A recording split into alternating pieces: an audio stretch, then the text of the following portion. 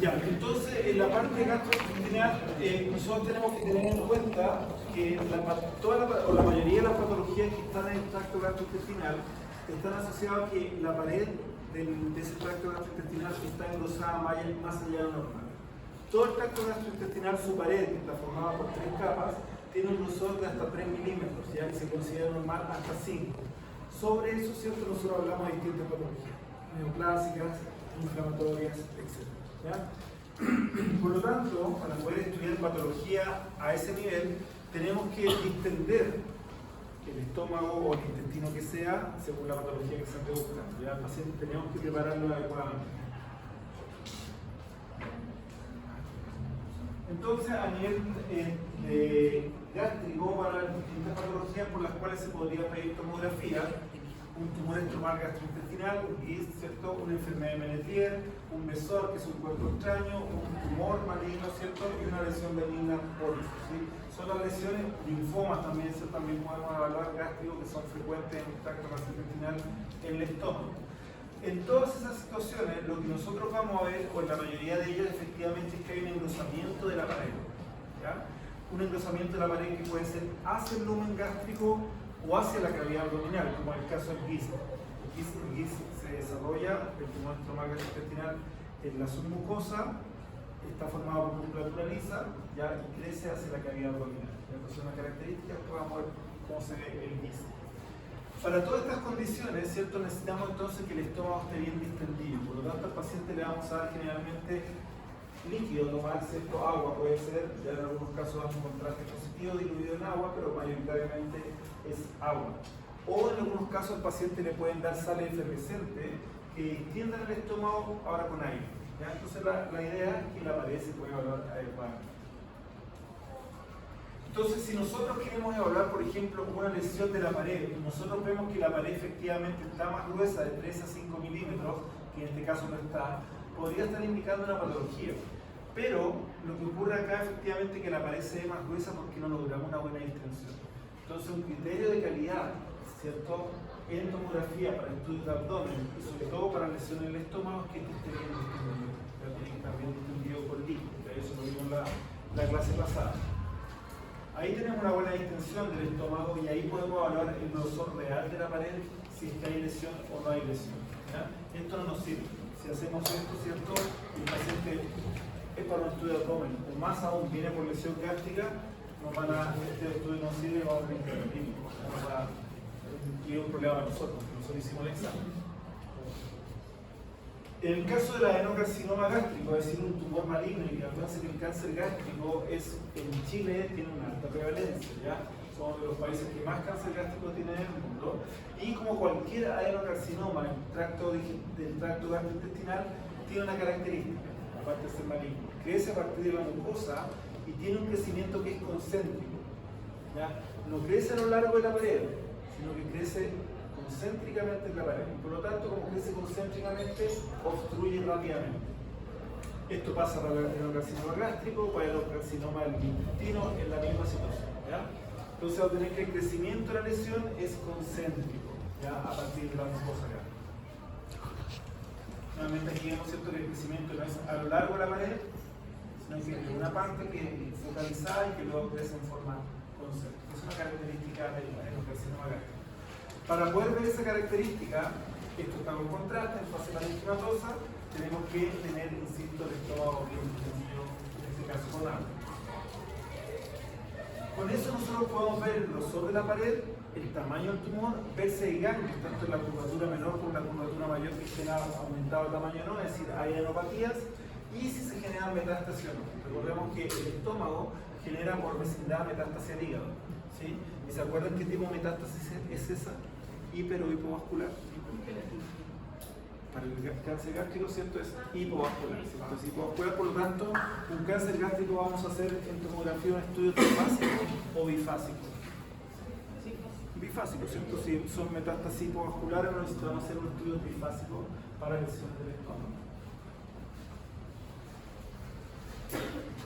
En el caso del linfoma gástrico, que el crecimiento, ¿cierto?, es en forma longitudinal a la pared, Sí. Interesante un poco lo que está diciendo recién. ¿Cuál es la diferencia, cómo diferencia entre las lesiones quísticas normales en el contexto de un cáncer gástrico dentro del hígado de una metástasis que en el fondo tampoco estamos en la café de contacto? Porque recordemos que cada vez que hacemos un estudio, y por eso yo les decía, esa información es la anamnesis que nosotros hacemos al paciente. ¿Cierto? Tenemos que tener antecedentes. ¿Por qué le pide el estudio? ¿Qué clínica tiene el paciente? Si tiene molestias, tiene alguna cosa que probablemente en el estómago puede haber reproducido, ¿no? Y por lo tanto, esas lesiones múltiples en el hígado van a estar más relacionadas con lesionamiento. En este caso, porque hay tumor en el estómago, no se piensa lo que era. Ya, eso. Pero es la clínica del paciente lo que nos ayuda. Muchas veces la imagen por sí sola se parece. Si no tenemos el antecedente clínico, no podemos saber lo que es. ¿Ya? Por eso el médico nos pregunta, o nosotros le ponemos, cuando llenamos cierta información del paciente en el LISPA, que si yo, ponemos todo el antecedente que el paciente nos aportó. Porque el médico informa a distancia, el paciente no está, el médico no está, el radiólogo no está en contacto con el paciente. Y si no ponemos información, después nos va a estar llamando. ¿Ya? ¿Por qué no le pusieron información? Llamen al paciente y pregunten, ¿qué antecedente? Nosotros no lo hacemos, porque si no, no puede informar. Una imagen muchas veces por sí sola, si no se tiene antecedentes, no se puede saber. Se cree que hay algo normal, pero ¿qué puede ser? Ya, ven.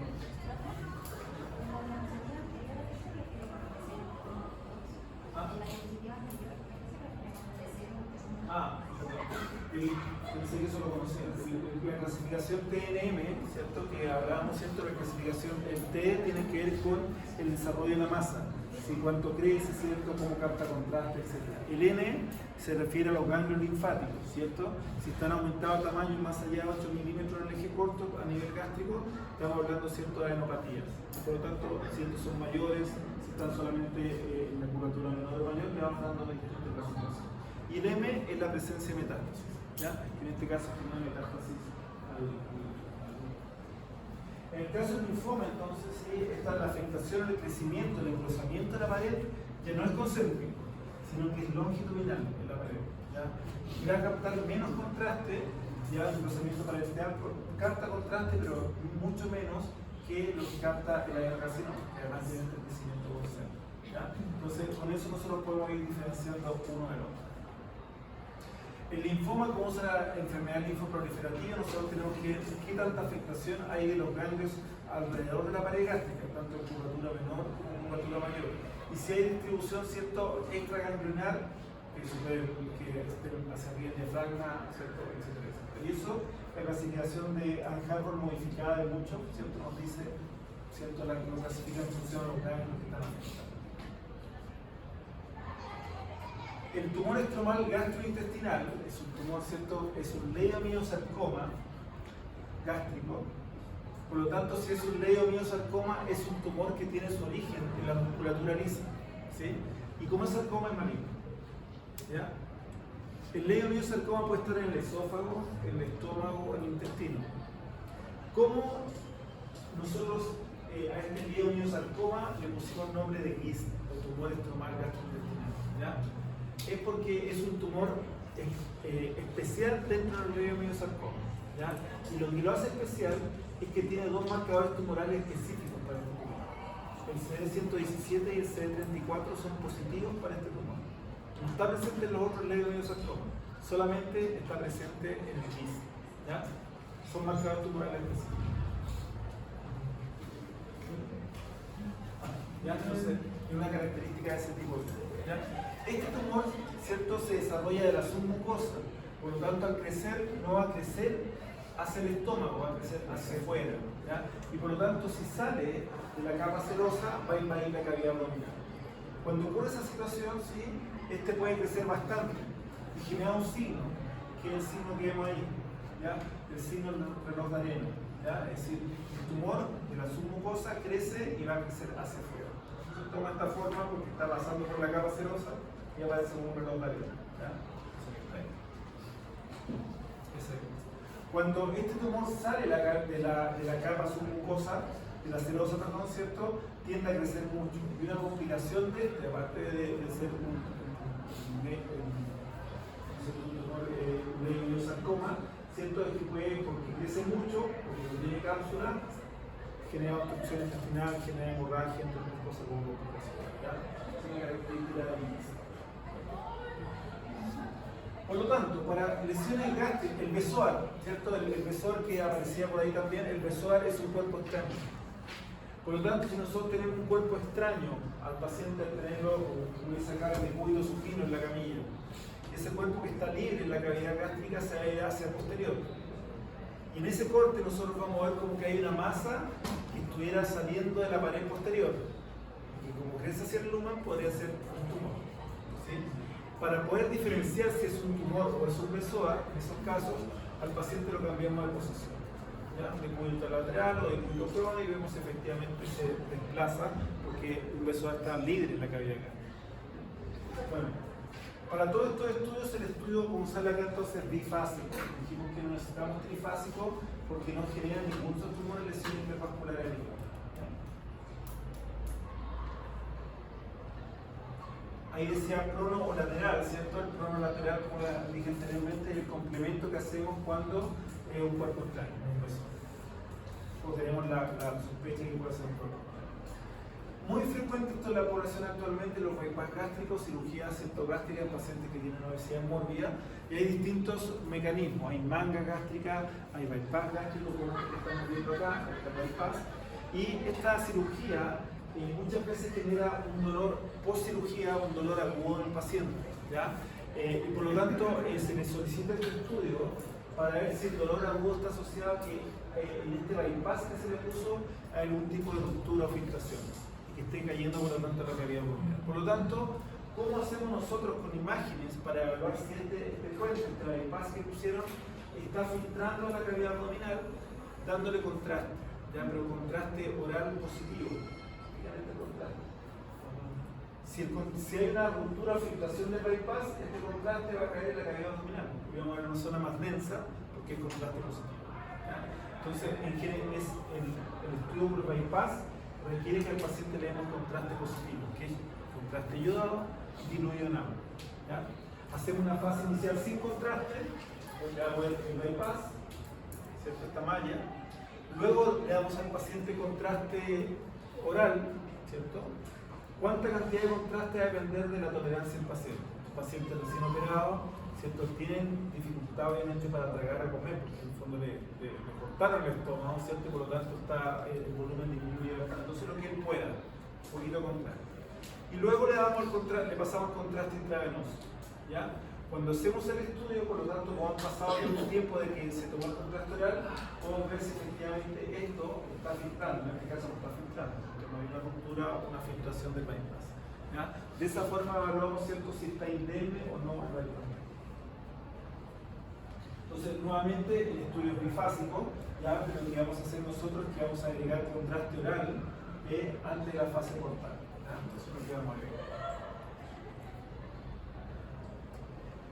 Bien, en estudios intestinales, ya que hasta donde yo recuerdo, tanto el intestino delgado como el intestino grueso siguen estando en el abdomen pélvico, ¿cierto? De que es lo que hemos visto hasta ahora. Sí, salvo que tenga una hernia el paciente, que se sale la cavidad abdominal. ¿Ya? Pero, ¿cierto?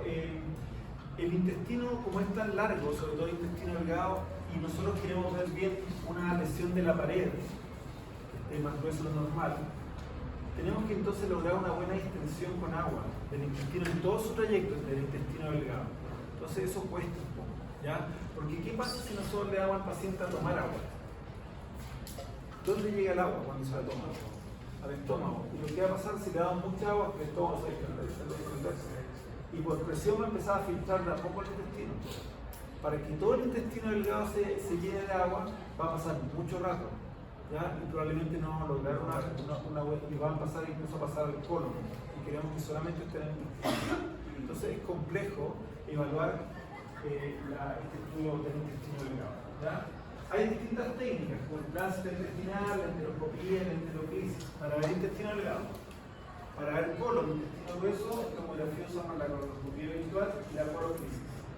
¿Ya? Y la enteroclisis para intestino delgado. Intestino delgado y la colonoscopia virtual y la coloclisis para intestino grueso, ¿ya? En tomografía. Son estudios específicos.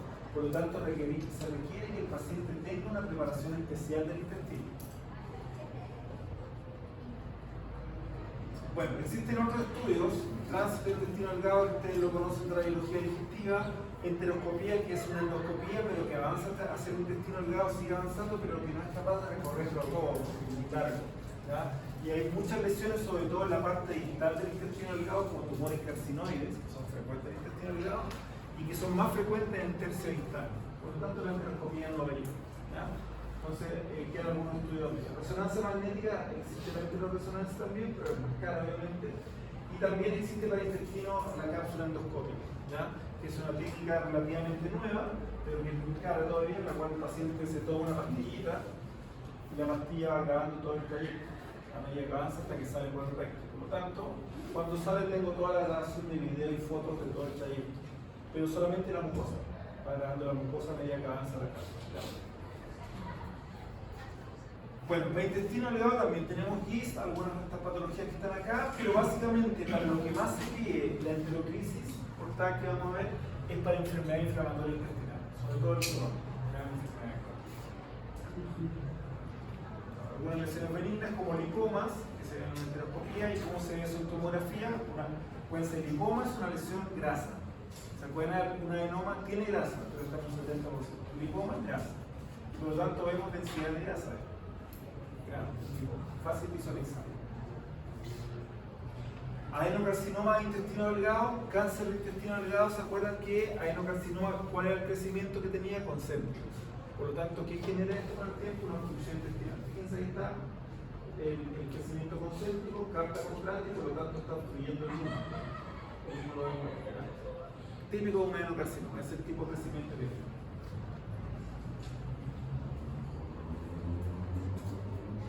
Tumor carcinoides es el tumor hipervascular que es de tipo neuroendocrino y que puede crecer a nivel del intestino delgado como también ¿cierto? En el mesenterio. Y por lo tanto, a nivel del mesenterio genera una reacción dermoplásica porque este tumor tiende a crecer mucho. Por lo tanto, para evitar que crezca, genera tejido fibrótico en el mesenterio. Y ahí vamos a ver una imagen como rayos, así, ¿cierto? Como un sol que está de alguna forma delimitando el nódulo, esta masa normalmente el tumor carcinoide para que no crezca mucho. El tumor carcinoide, como lo vimos en otra clase, es un tumor maligno que genera metástasis al hígado hipervascular. Por lo tanto, para esto el estudio es hipervascular, pero del hígado, ¿cierto? No del intestino. Ahí está el tumor carcinoide, ¿cierto? En este caso en el mesenterio, y fíjense los rayos de sol que tiene ahí, ¿cierto? Esa es la reacción dermoplásica para evitar que el tumor crezca mucho. Se genera tejido fibrótico alrededor y evita ¿cierto? Que esto vaya creciendo. Sin embargo, metastasizaría. Enfermedad inflamatoria intestinal, distintos tipos, Crohn, colitis ulcerosa, enfermedad celíaca, que ustedes conocen, de esto, ¿cierto? Conocen varios signos, así que no voy a detener mucho en eso. Ya acuérdense la estratificación mural que se genera en Crohn, la hipervascularidad que presenta la pared también, ¿cierto? Signo de la diana, signo del peine, ¿cierto? Que son signos del Crohn activo. Entonces ahí tenemos el signo de la diana, ¿cierto? Vemos las capas que forman, las tres capas que forman la pared intestinal, ahí ¿cierto? Se ven finitas. ¿Por qué? Porque entre las capas, como hay inflamación, hay agua, hay edema. Ya es el signo de la diana. Y el signo del peine está dado por una hipervascularización hacia la pared intestinal. Son propios del Crohn en su etapa activa. Bueno, diferencias de la colitis ulcerosa con el Crohn, acuérdense un poco que esto puede ser Crohn en cualquier parte del tubo del tubo digestivo, ¿cierto? De la boca hasta el ano, como segmentos inflamados. En cambio, la colitis ulcerosa siempre retrógrada parte del ano y es como un único segmento que afecta al colon. Entonces hay diferencia. Y la enfermedad celíaca, que también es enfermedad inflamatoria, asociada ¿cierto? A problemas con ingesta de gluten, que va a tener una inversión de pliegues. ¿Se acuerdan que anatómicamente a nivel intestinal nosotros tenemos más vellosidad intestinal a nivel del yeyuno, más que del ilion? Ya aquí lo que ocurre es una inversión de los pliegues. Vamos a tener más pliegues en el ilion que en el yeyuno, cuando hay enfermedad celíaca. Bueno, distintos dolores abdominales agudos, ¿cierto? Apendicitis, diverticulitis, obstrucciones intestinales, ¿sí? Recordemos que todo esto lo vamos a hacer directamente en fase parenquimatosa. Esto, insisto, ustedes lo conocen, así lo estoy pasando rápido, ¿cierto? Si tenemos un ilio paralítico, ¿por qué se produce ese ilio paralítico? ¿Se acuerdan la diferencia del mecánico? Neurogénico, ¿cierto? Y ese neurogénico, esa afectación del plexo autosómico, puede ser porque no hay una irrigación adecuada. Un paciente que tiene una isquemia mesentérica puede generar una afección de los plexos autosómicos y por lo tanto el peristaltismo se pierde. ¿Ya? El cambio mecánico puede ser, dependiendo si el intestino delgado o grueso, por una torsión intestinal, por un invólvulo, puede ser por una hernia, muy frecuente también las hernias, inguinales, lumbricales, etc. ¿Cierto? Puede ser por una insuficiencia, en el caso del colon puede ser por un cáncer de colon, puede ser por una obstrucción mecánica. Entonces, en este caso tenemos cierto ilio paralítico, ya porque vemos que efectivamente el contenido de todas las intestinales se ve heterogéneo porque tiene líquido, porque tiene gases, por lo tanto son heces fecales. ¿Por qué quedan retenidas? Porque no hay peristaltismo, por lo tanto tanto se dilatan, ¿sí? En cambio, en la obstrucción mecánica, ¿cierto? Nosotros vemos que hay una acumulación de líquido, una dilatación de las asas proximal al sitio de obstrucción, que en este caso está ahí, donde está la torsión intestinal, ¿ya? Y eso está haciendo que los vasos estén rotándose en la arteria de la vena. Causa la obstrucción intestinal, ¿cierto? Que ustedes las conocen. En el caso de hernias, distintas hernias. Bien, la apendicitis, ¿sí? También muy frecuente, un engrosamiento parietal, una dilatación mayor de 6-7 milímetros, puede haber captación mayor de la pared, una alteración de la grasa periapendicular, que se genera edema por inflamación, entre otras cosas. Y en algunos casos la presencia de un cálculo, ¿cierto? Una litiasis en la apendicitis, que se conoce como apendicolitis. En este caso, ¿cierto? Vemos efectivamente una apéndice que está inflamada y la pared gruesa, todavía no está la grasa fecal. Ahí está la apéndice, ¿cierto? Bien inflamado, la pared gruesa. ¿Sí? En este caso vemos un apendicolito en la segunda imagen, ahí está el apendicolito y esa es la causa, por lo tanto, en este caso de la inflamación, de la obstrucción y la inflamación del apéndice. Todo esto lo estudiamos nosotros con fase parenquimatosa, no necesitamos nada más. Esto no requiere que nosotros hagamos un estudio específico de intestino. Esto es un estudio de abdomen pélvico, todo lo que estamos viendo ahora.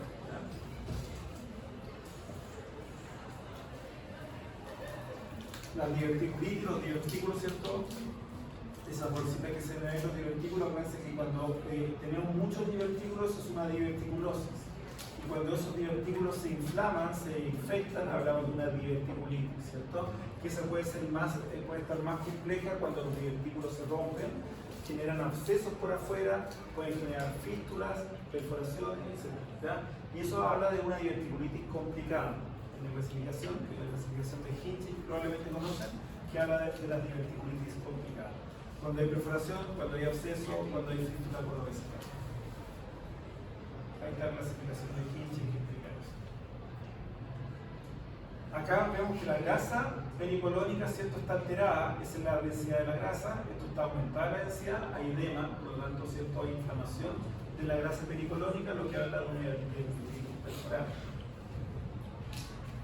Bueno, isquemia, ¿cierto? Vemos como hay una función antivascular, aquí está la función vascular, lo que indica, ¿cierto? Que hay una isquemia y por lo tanto falta irrigación hacia la pared intestinal y que puede llegar a un ilio paralítico posteriormente. Bien. Producto de la oclusión de la arteria mesentérica, sí vemos acá que la pared no capta contraste. Si no capta contraste la pared, afectación plexo autosómico, no hay peristaltismo, obstrucción intestinal de tipo paralítica y la pared no capta contraste, se inflama. Esto es una condición grave, el paciente hay que hacer una colostomía, hay que sacar esto del colon porque eso trata que ese tejido se mueve. Entonces, es una patología grave. Asitis, líquido en la cavidad abdominal por distintas causas, fíjense la asitis. ¿Ya? Anatómicamente, ¿cierto? ¿Por dónde se distribuye la asitis? ¿Se acuerdan de los espacios subfrénico derecho y subfrénico izquierdo? ¿Se acuerdan de la gotera paretocólica derecha e izquierda? El espacio hepatorrenal de Morrison. ¿Ya? Todo eso es anatomía, por lo tanto, por esa parte se distribuye el líquido. ¿Ya? y el flanco, la gotera paritocólica derecha se contacta directamente hacia la peritoneo, por lo tanto el agua baja hasta la peritoneo. En cambio, por la gotera paritocólica izquierda existe el ligamento frenocólico que de alguna forma en la etapa inicial lo retiene en el líquido, pero luego, ¿cierto?, por presión eso cede y baja igualmente. Bueno, aparte de esas patologías, vamos a tener patología propiamente tal de la pared del intestino, como dijimos el Crohn, ¿cierto? Una de ellas, inflamación de la pared. Por lo tanto, tenemos que de alguna forma evaluar el grosor real de la pared y para eso tenemos que tener una buena distensión del intestino delgado. ¿Bien? Entonces dijimos, si al paciente le va a dar agua, eso es poco eficiente, ¿cierto? Tiene poca eficiencia porque se va a llenar el estómago. Por lo tanto, ¿qué hacemos en la enteroclisis? Al paciente bajo radioscopía se le pone una sonda nasoenteral, y el agua se pasa a través de la sonda directamente al intestino. Nos saltamos el estómago, porque pasamos, ¿cierto?, a la sonda. Y le pasamos 1 o 2 litros de agua en un tiempo de 10-15 minutos, súper rápido, ¿ya? Para que se distienda con toda esa agua, todo el intestino delgado. Rápidamente hacemos el barrido antes que el agua pase al colon, ¿ya? Porque si pasa al colon sería una colonitis. Para poder distender, para evaluar bien la pared ahora, ¿cierto?, vamos a inyectar contraste intravenoso, ¿ya? Y vamos a hacer una fase arterial tardía y una fase parenquimatosa. Ese es el estudio enteroclisis, ¿ya? Entonces tiene que ser pulso nasoenteral, pasar esa cantidad de agua y además contraste intravenoso. 2 fases. No hacemos una fase sin contraste, solamente arterial tardía y parenquimatosa. ¿Bien?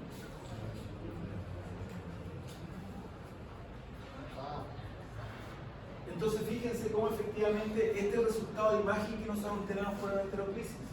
Fíjense que el intestino delgado está bien distendido con agua, ¿sí? Le dimos agua suficiente. ¿A través de qué? De la sonda, por ahí se ve la punta de la sonda. ¿Ya? Esta sonda llega, se instala idealmente hasta la 4ª porción del duodeno. Hasta ahí llega la punta de la sonda, o sea, hasta el ángulo de Treitz. ¿Se acuerdan del ángulo de Treitz? Hasta ahí. Está bien distendido con agua y vemos que la pared está bien marcada porque está con contraste intravenoso. Entonces ahí podemos evaluar bien, ¿cierto?, si hay alguna patología de intestino delgado. Crohn o otra enfermedad inflamatoria intestinal, algún tumor carcinoide, alguna hemorragia digestiva o intestinal, ¿cierto?, que la endoscopía no muestre dónde está la hemorragia digestiva. ¿Y cómo sabemos por qué pensamos que el paciente tiene hemorragia? Porque probablemente el hematocrito está bajando rápidamente. ¿Qué puede ser? Porque está sangrando. La endoscopía, si nos muestra, se le pide también la enteroscopía, la enteroclisis. En ese sentido, por ejemplo, en el caso de que estemos a tener una diverticulitis complicada, ¿es no, porque la diverticulitis ocurre en el colon. Esto es para ver una abogada específicamente. Después, a propósito de lo que usted está diciendo, vamos a hacer otro estudio que se llama coloclisis, que va a ser similar a este, pero para el enteroclisis qué pasa? No, el estudio, lo que le decía, es solamente arterial y tardía. Perdón, arterial y parenquimatosa. Esas 2 fases. No hacemos una fase sin contraste, no hacemos una fase tardía, solamente 2 fases. ¿Ah? Ya, para allá vamos. Si nosotros queremos evaluar bien la pared intestinal que no tenga movimiento, el paciente, recuerden, lo vamos a hacer con apnea, ¿cierto? Apnea inspiratoria. Pero además, para poder ver la pared bien definida sin peristaltismo, al paciente le vamos a dar escopolamina o buscapina intravenosa, ya que es un inhibidor de la motilidad intestinal. ¿Ya? Escopolamina o buscapina. Es mejor la escopolamina porque es más un medicamento más avanzado que no tiene contraindicación para pacientes con glaucoma, con diabetes. ¿Cuál es el otro? Escopolamina. Buscapina. Eso lo vamos a usar para cualquier estudio intestinal, o sea, enteroclisis, coloclisis, colonoscopia. ¿Y a todos se da? Todo se le da ese medicamento. ¿Y eso se da antes, profe? La apnea inspiratoria sí. ¿Eso se le da antes del examen? Se le da, claro, se le da intravenoso, cuando ya lo tengo acostado con vía venosa, te paso la buscapina al justo antes de empezar el efecto es inmediato. Entonces, bueno, desventajas que vamos a usar, al paciente primero vamos a pasarlo con una sala de radioscopía para poner la sonda, ¿ya? Y cuando esté listo, lo vamos a llevar, se le va a pasar el agua, generalmente en la sala del tomógrafo, Le pegamos la sonda bajo radioscopía, lo llevamos al tomógrafo y le pasamos el agua rápidamente, 2 litros de agua en 10 a 15 minutos. ¿Ya? Porque si pasa más tiempo, puede que el agua pasa al polo y ya no sería una enterocrisis. ¿Ya? Bueno, la contraindicación tiene que ir con el embarazo, la radiación, con los pacientes con problemas renal, porque aumentar contraste yoda. Estas son las indicaciones más frecuentes de enterocrisis, como decía el Crohn, sospecha de neoplasia, sobre todo carcinoides, hemorragia digestiva con estudio endoscópico negativo, etc. Entonces, se instala sonda nasoinguinal hasta el ángulo de Treitz, se instala una vía venosa 20 o 18G porque vamos a una fase arterial tardía y una fase portal, se introduce agua hasta 2 litros de agua en 10 a 15 minutos. Ese es el procedimiento, ¿cierto?, antes de hacer el estudio tomográfico. Se le pasa al paciente 10 miligramos de buscapina intravenosa o escopolamina, ¿cierto?, como inhibidor de la motilidad intestinal.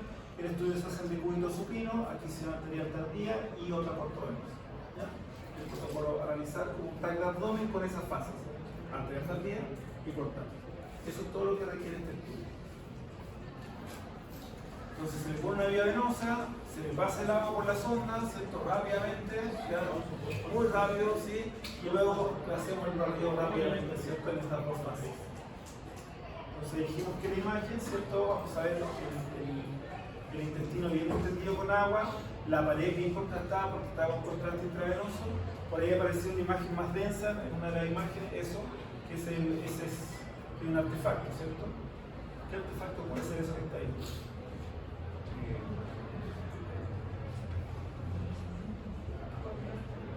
¿Cómo ustedes ven en bajo radioscopía, cómo ustedes ven la sonda nasoenteral? Porque la punta de la sonda es metálica y por eso la vemos. Por lo tanto, eso es artefacto por metal. ¿Ya? ¿Ya? Y ahí nosotros podemos, fíjense lo bonito que es el intestino delgado, bien distendido con agua, ¿cierto? La pared muy marcada por contraste, etc. Y fíjense que en esta imagen aparece eso extraño ahí, en la parte distal del intestino delgado, que es justamente un tumor carcinoide. Por lo tanto, aquí las reconstrucciones sagitales y coronales son fundamentales, ¿sí? Para ver adecuadamente el intestino, ¿cierto? Ahí hay reconstrucciones coronales y ahí hay sagitales. Por lo tanto, vamos a llevar el raw data corte muy fino, ¿ya?, para que la calidad de la reconstrucción sea buena. En este caso, fíjense lo que está apareciendo, una hemorragia digestiva, ahí está el sangramiento, el contraste está cayendo fuera, ¿ya?, lo que indica que el paciente efectivamente tenía un hematocrito bajo, por ahí está la causa, sangramiento activo, que en la endoscopía no lo va a ayudar. Entonces, por eso hacemos esta fase anterior. Bueno, la sensibilidad de esta técnica, sobre todo para el Crohn, es muy buena, ¿ya? En cuanto a técnicas de evaluación, sobre todo del Crohn, la técnica que más nos sirve en la actualidad, como sensibilidad, la sensibilidad de enterocrisis es un 86% y un 92% de especificidad. ¿Ya? Pero la técnica más útil es la cápsula endoscópica, en la que el paciente se tomaba. En segundo lugar, la enterocrisis, la endoscopía y el tránsito, ¿cierto?, para evaluar. Para el intestino grueso, ya distintas patologías. Estos pólipos, ¿qué son los pólipos? Son lesiones benignas o malignas, benignas, ¿cierto? Y son el precursor del cáncer de colon. ¿Ya? Cuando el pólipo, que es una lesión benigna, se muta a un gen que es el APC, y por lo tanto el tamaño de este pólipo llega a 10 milímetros, ¿ya?, hay una alta probabilidad que ese crecimiento hasta 10 milímetros haya sido por esa mutación de ese gen y eso se va a transformar en un adenocarcinoma. ¿Ya? Por lo tanto, para nosotros es fundamental evaluar estos pólipos, ¿ya? Y tenemos que ver qué técnica nos permite evaluar adecuadamente esto, porque esto es benigno, se extirpa, evitamos un cáncer de colon, que también es bastante frecuente, ¿ya? Para eso existe la colonoscopía clásica, es decir, vía rectal se introduce un elemento rígido que avanza por todo el colon, va visualizando lo que pasa con las paredes y ver si hay un pólipo, ¿ya? Esa es la colonoscopia clásica, que obviamente es un método invasivo. El paciente tiene que estar con sedación porque es muy molesto para el paciente. ¿Ya? Entonces, la mutación de ciertos genes, APC, ¿cierto?, llega al cáncer de colon. Si hay cáncer de colon, fíjese nuevamente el crecimiento concéntrico de los adenocarcinomas, ya que es característico de la dicho. Bien, por lo tanto, para ver pólipos, la técnica adecuada, y de hecho es un método de screening hace muchos años a nivel mundial, es la colonoscopia virtual. ¿Ya? ¿Para qué nos sirve la colonoscopia virtual? Para ver pólipos. Por eso es. Vamos a ver divertículos, ¿sí? Pero un divertículo también lo podemos ver en un abdomen. ¿Ya? Esto es para ver pólipos. ¿Ya? Por la importancia de eliminar los pólipos en forma adecuada. Ahí estamos navegando por dentro del colon, ¿cierto? Y nosotros podemos ver efectivamente qué pasa en la pared del colon, si es que hay pólipo o no. Ahí eso que se ve ahí como un hoyito, eso es un divertículo. El pólipo crece hacia el cáncer número, ¿cierto? Bien, y si ustedes se fijan, aquí se ven muy bien las paredes, se ven las aortas, aquí los pliegues colónicos. ¿Y qué pasa con la pared posterior? ¿Por qué se ve tan lisa? Líquido. ¿Por qué tiene líquido? Ya siempre el colon tiene algo de líquido. Por lo tanto, un estudio de colonoscopia virtual siempre se adquiere de cúbito supino y de cúbito prono. Siempre. Siempre supino y prono. ¿Por qué? Para poder evaluar bien la pared posterior, que esto no es pared posterior, esto es líquido a nivel aéreo. Entonces, en la colonoscopia, para irnos directamente a esto, fíjense, ahí está una otra reconstrucción donde cierto, vemos algunas zonas ahí donde hay divertículos, sí, pero aquí no estamos viendo bien los poros. La colonoscopia virtual es un método no invasivo, es decir, a diferencia de la colonoscopia clásica, no requiere droga ni sedación, el paciente no hay que sedarlo para esto. No requiere uso de contraste yodado, ¿ya? No utiliza mucho tiempo de realización. El contraste que vamos a utilizar para la colonoscopia es aire. ¿Ya? Por lo tanto, vamos a administrar vía rectal, a través de una cánula Miller, aire al paciente. ¿Ya? Y vamos a hacer estudios, insisto, en supino y en prono, de todo el colon. ¿Ya? Esa es la colonoscopia. Entonces, recuerden, para nosotros en tomografía, si nosotros hacemos un estudio de tomografía cualquiera, ¿cuáles son las dos grandes desventajas de la tomografía? Dosis de radiación. Por lo tanto, esto es una técnica de baja dosis. ¿Qué queremos ver? La pared distendida con un volumen que está lleno de aire. O sea, aire-pared, ya hay una diferencia de contraste adecuado. No es un estudio para ver el abdomen, la estructura del abdomen, es para ver el aire y la pared, nada más. Por lo tanto, es una técnica de baja dosis. Si tiene ruido la imagen, no nos va a afectar si estamos viendo el aire y la pared. ¿Ya? Entonces, es una técnica de baja dosis. Y el otro problema de la tomografía para algunos estudios es que a veces el contraste yodado puede generar algunos problemas en algunos pacientes. Bueno, este estudio no necesita contraste yodado. Entonces, por eso es un método de screening, ¿cierto? Es una técnica muy buena para el diagnóstico de pólipo y que no requiere no tiene mayor complicación en el paciente. Entonces, fíjense, ahí podemos ver distintas zonas del colon. Ya aquí vemos pared posterior que tiene líquido, por eso se ve lisa. Ahí vemos este hoyito, un divertículo. ¿Ya? Y por ahí vemos unos pequeños pólipos chiquititos. Y después vamos al otro más grande. ¿Ya? Ahí hay otro pólipo. Esos son los pólipos. ¿Ya?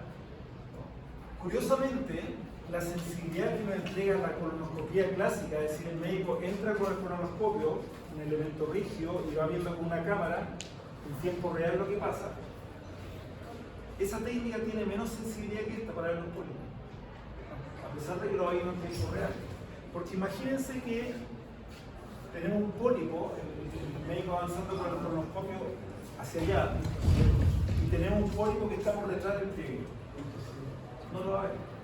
En cambio, como esta es una navegación, nosotros podemos navegar para allá o en forma retrógrada. Entonces la sensibilidad de esta técnica es mucho mejor que la colonoscopia clásica. Ahora el problema es que si vemos un pólipo mayor de 10 milímetros que se tiene que extirpar, ahí va a ir a la colonoscopia clásica y ahí se lo extirpa, ¿cierto? Por lo tanto no se puede extirpar, pero La cantidad de pacientes que tienen estos pólipos mayores a 10 milímetros, ¿cierto? Es 7,5-15%. Entonces, esa es la colonoscopia. Fíjense la colonoscopia es de aire que administramos al paciente vía rectal por una cánula mineral.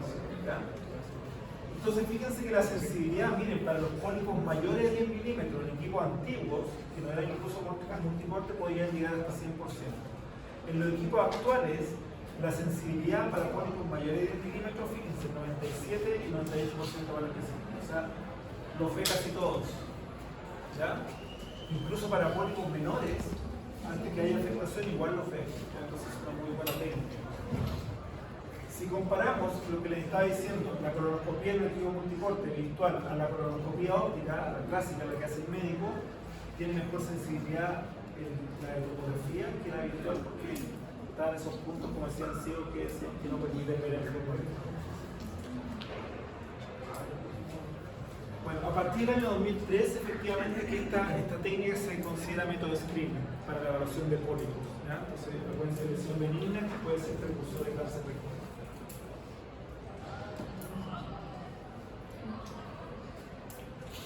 Bueno, esto ya lo hablé, las mutaciones genéticas de la TCG-ABC que puede llevar a una lesión benigna se transforma en un tumor maligno. ¿Ya? Esta es una técnica entonces no invasiva, permite evaluar una visión en 360 grados, porque podemos ir moviendo para allá, para acá la imagen en forma anterógrada, retrógrada, etc. Usa poca radiación ionizante, ¿ya? Porque dijimos que una técnica de baja dosis. Necesitamos, sí, para este estudio una preparación del paciente. Es decir, que el colon lleno no tenga heces fecales. Y por lo tanto podemos hacer una preparación seca o una preparación húmeda. La preparación seca es una preparación en dieta, con una dieta especial, ¿cierto? 2 o 3 días antes del examen para que eliminen las heces fecales. Pero son 2 o 3 días de preparación, con enema, etc. La preparación húmeda es dar al paciente polietilenglicol, ¿ya? Que lo que hace es generar líquido y arrastrar todas las heces fecales más rápido. Eso no es rápido, pero puede generar contenido líquido dentro del colon. Entonces, tenemos preparación seca y preparación húmeda que con polietilenglicol.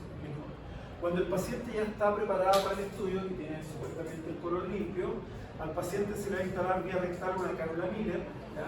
Y a través de esa cánula se va a insuflar, se le va a administrar aire. Puede ser aire ambiental o CO2. El CO2 es mejor tolerado por las paredes del colon, ¿ya? Porque tiende durante el tiempo a absorberse. En cambio, el aire ambiental genera dolor en el paciente cuando se insufla mucho. Por lo tanto, ¿cuánta cantidad de aire nosotros le administramos al paciente vía rectal? A tolerancia del paciente. Entonces, el paciente ya le empieza a molestar que tiene mucha aire dentro, hasta ahí llega. ¿Ya? Y cuando ya le pusimos aire al paciente, nosotros hacemos un topograma, entonces, y en el topograma evaluamos, ¿cierto?, si la imagen del colon se ve bien distendida con aire, si no hay que seguir administrando aire. Esta es la cánula Miller. ¿Ya? Hay un poquito de vaselina, va a poner la cánula, ¿cierto?, para ponerlo vía rectal. Y fíjense que en la punta de la cánula Miller, que aquí no salió en la imagen, tiene un globito que se infla. ¿Ya? Se infla el globito con esta pera. Eso inflarlo es cuando la cánula ya está puesta. Por lo tanto, uno tiene que inflar el globo, porque como estamos administrando aire que está a presión, si hay mucha presión, la cánula se va a salir. Entonces, ese globo de alguna forma lo ande. ¿Ya? Por lo tanto, ojo, antes de sacar la cánula tienen que desinflar el globo. Entonces algunos lo sacan así, se lo olvida que está inflado la cuestión y lo sacan así. Tienen que desinflarlo primero con ese pedido. Pero eso es la función de ese globo. Pero ese procedimiento lo hace Buen punto. o la enfermera o los... Depende del lugar. En algún lado lo hacemos nosotros, en otro lo hacen el enfermero, otro lo hacen el médico. Así que si lo hacemos nosotros, no lo hacemos. Bueno, el estudio acuérdense lo vamos a hacer de cúbito supino y de cúbito prono. Baja dosis, técnica de baja dosis dijimos, ¿cierto? Porque no nos interesa el ruido acá. ¿Ya? Fíjense, el picaper súper bajo. ¿Ya? Y dijimos que en topograma nosotros evaluamos si tiene la cantidad de aire suficiente en el colon, como vemos acá, para decir que está ok, ¿sí? Para hacer el barrido. Luego, en las imágenes, fíjense cómo en las imágenes vemos el colon que tiene aire, pero acá también tiene líquido. ¿Sí? ¿sí? Por lo tanto, vamos a complementar el decúbito pro, ¿cierto? Para poder evaluar la pared posterior y ver la navegación. ¿Ya? Siempre en pro, aunque tenga poco líquido, siempre. Ahora, el problema es si, por ejemplo, en este caso que va a dar, esta parte tiene más de la mitad de líquido que de aire, ¿cierto? Ahí está esa estructura, tiene más de la mitad. Y por lo tanto, si lo ponemos boca abajo, igual va a quedar más de la mitad de la pared inversa. Entonces, esa es una indicación de que el estudio se suspende. El paciente tiene que venir mejor preparado, ¿cierto?, para el estudio. ¿Ya? Entonces, es un estudio que tiene ese problema, que solamente cuando hacemos el corte tomográfico evaluamos si viene bien preparado o no. Bueno, si viene bien preparado, entonces hacemos decúbito supino, decúbito prono, como vemos ahí en las imágenes, y luego hacemos los distintos modelos de reconstrucción. Y ahí podemos evaluar, ¿cierto?, la presencia de pólipos, etc. ¿Ya? Y esto lo complementamos con la navegación virtual que veíamos en un principio para ver todo el trayecto. Hay varios pólipos, ¿cierto? ¿Ya?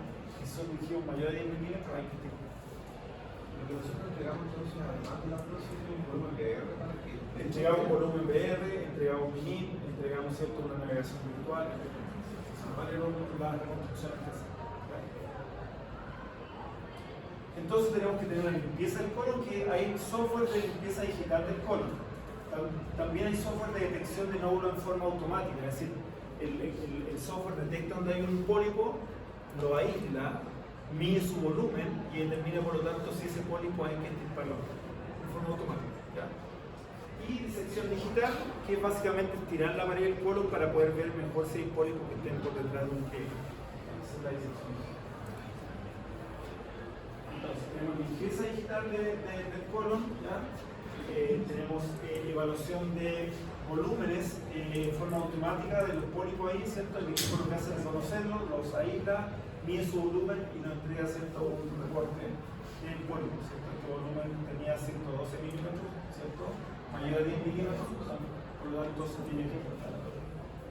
Y esto que es un MPR curvo, que hacemos el trayecto del colon que está tortuoso y por lo tanto lo que hacemos es estirar el colon, la pared del colon, y ahí poder evaluar mejor si hay pólipos. Eso es un MPR curvo básico. Bueno, y finalmente, otro estudio de colon. Terminamos. La coloclisis por TAC. ¿Ya? La coloclisis por TAC es un estudio que también vía rectal vamos a suministrar contraste, pero en vez de aire va a ser agua en el colon. ¿Ya? Y lo mismo que la enteroclisis, vamos a administrar contraste intravenoso en fase arterial tardía y fase portal. ¿Ya? ¿Por qué entonces la elección de uno u otro? ¿Qué es lo que queríamos ver en la colonoscopía en particular? Pólipos, ¿cierto? Una lesión pequeña que crece de la pared hacia el lumen. En cambio, en la coloclisis queremos evaluar patologías que están afectando las distintas capas que forman la pared del colon. Lesiones que afecten las distintas capas y que puedan salir diverticulitis complicada, fístulas que puedan existir, lesiones transmurales, tumores que sean, por ejemplo, vesicales que puedan invadir el colon o viceversa. ¿Ya? En esos casos, la coloclisis está indicada. El procedimiento es el mismo. Tenemos que tener una limpieza del colon, preparación seca húmeda. Para la coloclisis, ¿cuál creen que sea la más adecuada? ¿La seca o la húmeda? ¿No? Para una coloclisis, ¿cuál preparación será mejor? ¿La seca o la húmeda? La seca.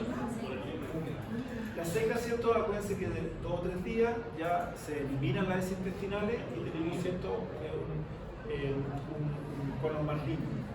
La húmeda, dijimos, polietilenglicol genera líquido, que puede estar presente, pero más rápido, limpio más rápido.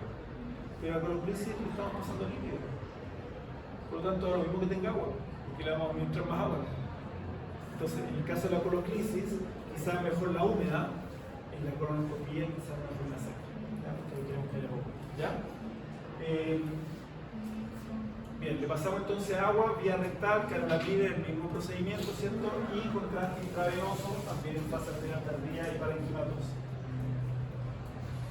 Por lo tanto, ¿cuántas fases de estudio se harán para una coloclisis?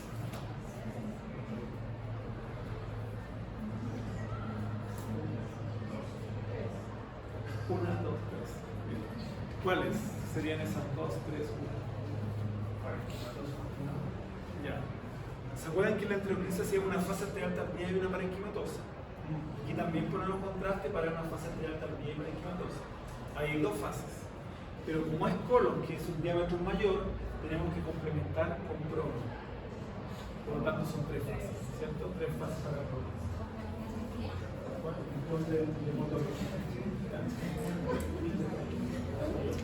Entonces, ¿para qué se pide la coloclisis? Dijimos para lesiones transmurales, ¿cierto? Sospecha de lesión mural del colon, diverticulosis complicada, sospecha de invasión mural por tumor ginecológico, sospecha de tumor transmural. En esos casos, ¿cierto? Que queremos ver las distintas capas del colon, ¿sí? El estudio va a ser entonces coloclisis. Bueno, el procedimiento es lo mismo que el otro, sí que lo paso rápidamente, como en la enteroclisis, se va a pasar agua, pero de la misma forma que hicimos en la colonoscopia, o sea, vía rectal, con preparación seca o húmeda, como decíamos. Entonces aquí se le pone la vía venosa, una vía ojalá gruesa, porque vamos a hacer fase arterial tardía y parenquimatosa. Esta bajada de agua, ¿cierto? Gran cantidad de agua, 2 litros de agua también que pasamos al colon, ¿cierto? Rápido, ya para que se llene el colon. Y esto se pasa, esta bajada, ¿cierto? A través de la cánula Miller, ¿ya? Y esta cánula Miller también, ahí está, ¿cierto? Dijimos, ese globito que se infla, lo dejamos inflado. Porque también va a tener una presión aumentada ahora no por aire, sino que por agua. Y si no hay nada que lo ancle, o sea, va a salir.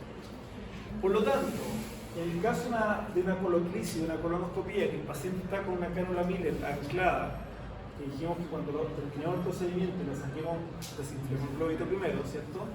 Imagínense lo que va a pasar cuando se le saque la cánula Miller, ¿cierto? Literalmente va a quedar la, ¿cierto? Porque en el fondo o va a salir mucho aire o va a salir todo el líquido. Por lo tanto, imagínense que todo ese líquido o aire salga en la camilla de escáner, va a quedar todo infectado. Y ahí por lo tanto hay que hacer una limpieza, que es por lo menos media hora, entonces empezar. Entonces estos pacientes tienen que llegar, ¿cierto?, con un pañal. Hay que ponerle un pañal debajo, porque efectivamente al sacar la cánula Miller, más temprano que tarde, ese líquido aire va a salir, ¿sí? Por presión. Entonces tienen que estar con un pañal para evitar que haya contaminación de la sal.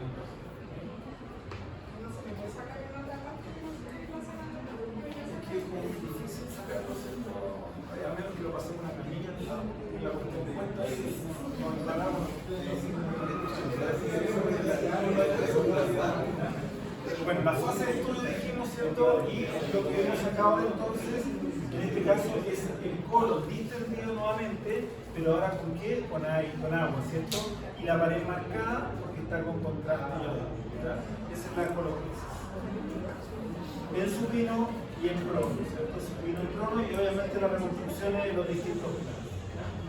Por eso podemos valorar el colon, pero para lesiones que afectan las distintas capas. Bien, con eso estaríamos entonces listos con este contenido, ¿cierto? Que insisto, ambos contenidos van a estar, o sea, de hecho yo ya les subí la actividad. Y en esa actividad hay una carpeta de abdomen y una carpeta intestinal, ¿ya? Para que la pasen, ¿ya? ¿Pero en serio van a hacer dos? ¿Dos?